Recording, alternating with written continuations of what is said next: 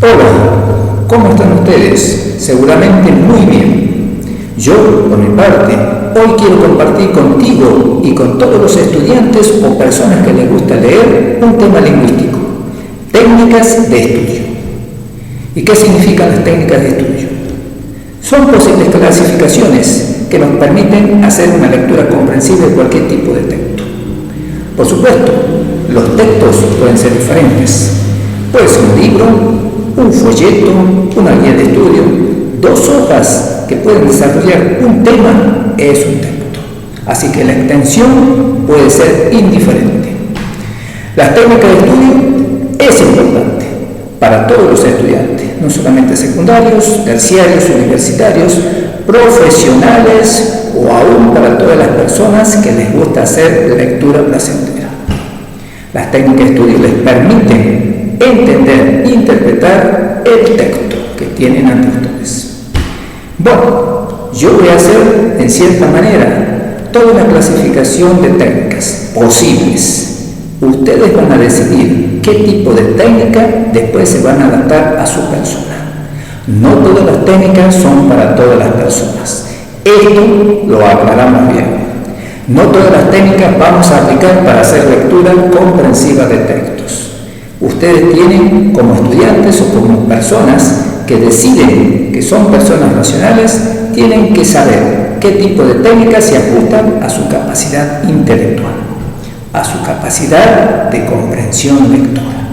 Así que a partir de ahora voy a comenzar a explicar. Una de las primeras técnicas, básica, sería la lectura de espigueo. Es una lectura rápida, es una lectura general de revisión de todo el texto. Lo primero que tengo que interpretar es cuál es el tema, y para eso yo tengo que hacer una lectura de los títulos, de los subtítulos, las tapas, las contratapas. Por supuesto que a veces hay ciertas referencias bibliográficas, también hay palabras en bastardilla que me pueden permitir conocer algunos conceptos, ¿bien? Así que todos esos elementos, esos factores son necesarios, son importantes para encontrar el hecho, la idea, el problema o tema del cual vamos a hablar. En segundo lugar, una cierta referencia o marco de referencia, o sea, sobre qué habla el tema. A eso me refiero con marco de referencia. Y por último, ¿a quiénes va dirigido ese tema? 3 elementos fundamentales que tengo que lograr a partir de la lectura de espigueo o lectura rápida. Primera técnica básica. Segunda técnica básica sería la lectura de análisis, o algunos conocidos también como lectura de subrayado o resumen. Aquí yo solamente tengo que interpretar cuáles son las ideas esenciales, secundarias que el texto o el autor está transmitiendo. Es decir, que mi único aporte sería esa interpretación. Bien, a partir de allí comenzamos con otra técnica, la técnica justamente de la síntesis o de la notación marginal. En esta técnica ustedes tienen que saber que después de la lectura de una hoja o de una segunda hoja, según consideración y capacidad intelectual de cada lector, tienen que hacer una anotación al margen izquierdo. ¿Cuál es el título? Lo que voy entendiendo. Y en enunciados breves tengo que ir anotando o escribiendo qué es lo que voy entendiendo. O sea, más bien en oraciones unimembres si es posible. Entonces todo esto significa de que estamos haciendo una anotación marginal, estamos aplicando la técnica de la síntesis. Es la técnica justamente que se atribuye o en cierta manera se adapta a mi capacidad intelectual. Y así voy desarrollando esta técnica a partir de todo el texto, sea de la extensión que sea. Bien, y ya estamos trabajando 3 técnicas básicas. Ahora, como dije, todo depende de cada persona. No todas las personas somos iguales. Algunos tienen un poquito más desarrollado su capacidad intelectual, otros están comenzando. Bien, entonces cada uno tiene que conocer hasta dónde llega su límite de interpretación. Si tenemos más o menos una capacidad intelectual más desarrollada, directamente podemos optar por la técnica de la síntesis, de la interpretación. Si desconocemos el tema, no nos atrevemos, tenemos cierto temor, cierto miedo a afrontar el tema, el texto, entonces trabajemos primero lo que el autor o el texto está transmitiendo. Bien, así que aquí tenemos que optar, depende de nuestro desarrollo mental. Bien, estas son las técnicas básicas. A partir de aquí hay otras técnicas, un poquito más avanzadas. Pero aquí también nosotros tenemos que optar. Como dije, no todas las técnicas se van a aplicar para interpretar un texto. Yo puedo desarrollar la técnica justamente del esquema de contenido, o la técnica de la sinopsis, o puedo hacer la técnica de estudio del cuestionario o un comentario final. Son 4 técnicas más avanzadas. Pero yo tengo que ver justamente hasta dónde llega mi límite mental, mi límite de razonamiento, de interpretación. Entonces, ¿qué pasa? Si yo opto por la técnica del esquema de contenido, entonces yo voy a tratar de lograr una jerarquización de ideas principales, secundarias y accesorias, en forma gráfica, a través de ciertos recuadros, en donde voy a escribir cuál es el tema principal, las ideas esenciales de ese tema, las ideas secundarias de ese tema y las ideas accesorias complementarias a ese tema. Entonces allí, en forma gráfica, a través de ciertos recuadros, la organización por supuesto depende de mí, en cierta manera esa es la parte creativa mía. Estoy desarrollando esa técnica del esquema de contenido. Solamente estoy trabajando el texto o lo que el autor está transmitiendo a través de ese texto. Si opto por la sinopsis o cuadro sinóptico, aquí ya es una técnica que en cierta manera es producción personal, interpretación personal. La forma gráfica, bueno, hay distintos recursos gráficos. Yo propongo algunos, pero ustedes pueden optar por otros recursos también. Es decir, no son fijos los recursos gráficos que voy a ofrecer. Bien, pero también tenemos que tomar en cuenta que en esta técnica vamos a tratar de interpretar el texto a partir de ideas esenciales, secundarias y accesorias, pero en una forma esquemática, en una forma gráfica, en forma de síntesis. Síntesis porque depende de la interpretación mía sobre el texto.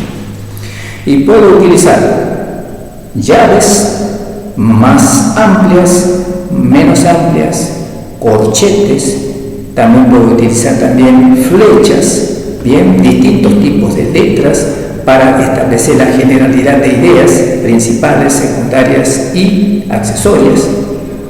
Puedo utilizar, digamos, ciertas numeraciones para diferenciar esas ideas también, ciertos recuadros. Puedo utilizar ciertas comillas para encerrar, por ejemplo, términos técnicos.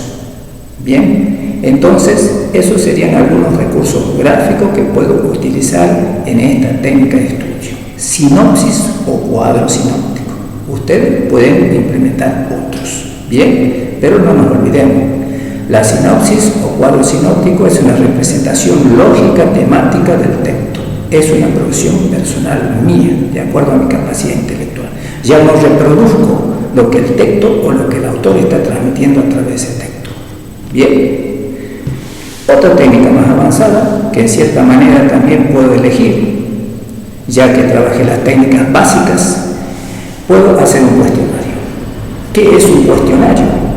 Un cuestionario, en cierta manera, es una mirada crítica sobre el texto que he trabajado. Esto significa de que a través de preguntas yo puedo ir dando a conocer lo que el texto ha transmitido. O sea, hay preguntas que el texto va a responder.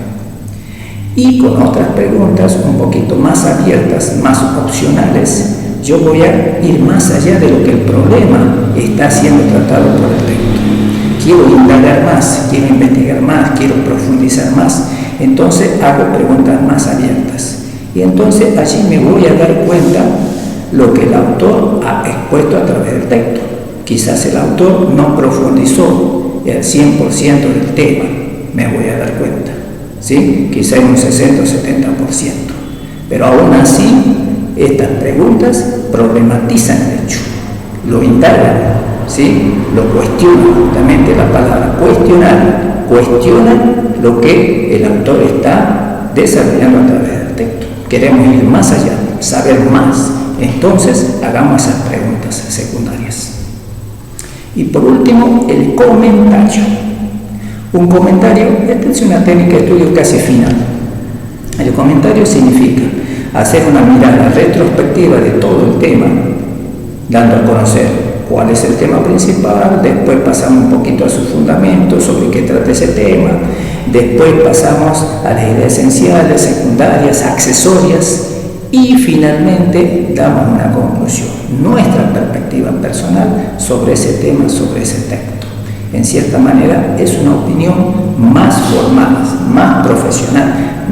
Es decir, aquí concluimos con el comentario. A veces algunos lo hacen a través de un pensamiento. A través de un pensamiento pueden crear esa perspectiva o opinión final sobre el tema. Bien, todas estas son técnicas formales, técnicas en cierta manera casi tradicionales, técnicas básicas y técnicas más avanzadas. Pero no nos olvidemos, repito una vez más, para que ustedes no se olviden, no todas las técnicas se adaptan a todas las personas. No, ustedes tienen que decidir qué técnicas se adaptan más a ustedes y trabajar esas técnicas. No todas las técnicas se aplican para hacer lectura de un texto. No, ustedes tienen que decidir, de acuerdo a su capacidad mental, intelectual, bien, qué técnica voy a trabajar, las más avanzadas o las más básicas. Si no me atrevo, bueno, comencemos con las más básicas. Bien, y después, con la práctica, vamos aplicando otras técnicas más avanzadas. Así es la situación, así es el trabajo de las técnicas de estudio. Bien. Y en los últimos años han aparecido otras técnicas, no menos importantes. Todas son importantes, aclaremos esto, todas. Bien, pero han aparecido otras técnicas que pueden complementar a estas técnicas formales que en principio expliqué. Por ejemplo, digamos, el caso de los mapas mentales. A medida que voy desarrollando el tema, yo tengo que ir organizando mentalmente esas ideas en ese orden. Primero, segundo y las accesorias. Bien, pero ¿cómo me voy a dar cuenta realmente que estoy, digamos, organizando bien esas ideas? Bueno, tengo que saber explicar cada idea que estoy, digamos, adquiriendo. Si yo la sé explicar, significa que la estoy manejando bien esa idea. Entonces estoy haciendo una organización de ideas, estoy haciendo un mapa mental sobre ese tema, sobre ese tema. ¿Está claro? Otra técnica serían las fichas bibliográficas. Este tipo de técnica se recomienda aplicar más en campos como la historia, la geografía, la química, no para todos los campos, porque aquí lo que realmente se da a conocer son números, vocabulario, términos, palabras, bien, fechas, y en cierta manera agiliza, vuelve más didáctico, más divertido el proceso de memorización. Esa es la idea, bien, o sea, crear una situación más didáctica sobre esos datos que tenemos que en cierta manera almacenar. Eso sería la función de la técnica de las fichas bibliográficas. Después pasamos a otra técnica, que sí realmente es interesante también trabajarla. El de los casos prácticos, el de los ejercicios. Esta técnica sí realmente la podemos aplicar a cualquier campo de conocimiento. ¿Por qué? Porque vamos a hacer una transposición pedagógica y didáctica sobre el tema que estamos desarrollando, a través de distintos tipos de actividades. Entonces, no nos quedamos solamente con la teoría, sino que lo llevamos a la práctica, pero a través de actividades. Y allí podemos madurar más el tema. Con la práctica se hace el maestro, y justamente con práctica, con explicación del tema que estamos desarrollando y en forma organizada a través de actividades, podemos, digamos, afianzar el tema, lo podemos, digamos, formar más al tema, informarnos más, adquirir más conocimiento, que a veces aparecen situaciones que a veces no tomamos en cuenta, pero cuando llevamos a la práctica en forma didáctica, sí. Esta sería la técnica de trabajos o actividades prácticas. Después hay otra técnica, y aquí comenzamos ya el final de la clasificación de técnicas. Los test. ¿Qué significan los test? Y es una forma de cotejar el tema que estamos trabajando con otra persona. Lo charlamos, lo conversamos con otra persona que ha estudiado el mismo tema. Y en ese diálogo, en esa interacción entre dos personas, podemos decir que el tema va a madurar más. Quizás yo no tomé en cuenta algo sobre el tema, la otra persona sí. Entonces, allí ampliamos y exponemos más el tema. Y así vamos de esta manera manejando mejor ese contenido, ese desarrollo, digamos, temático, y en cierta manera aprendemos más. Esos serían los test. Y luego el brainstorming, así como suena, significa lluvia de ideas. Y esta técnica lo podemos trabajar cuando hay un grupo de personas. Ya sé que 2 personas ya es un grupo, pero digamos 3, 4 personas, 5 personas, quizás sean estudiantes, sean profesionales, o sean personas que les gusta justamente estudiar algún tema en particular.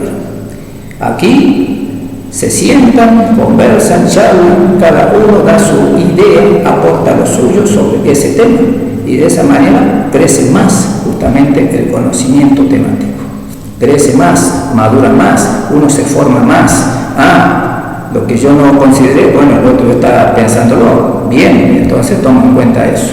Entonces voy a manejar con ese brainstorming, o sea, esa lluvia de ideas, donde cada uno participa con lo suyo, madurar más el tema y afianzarlo más.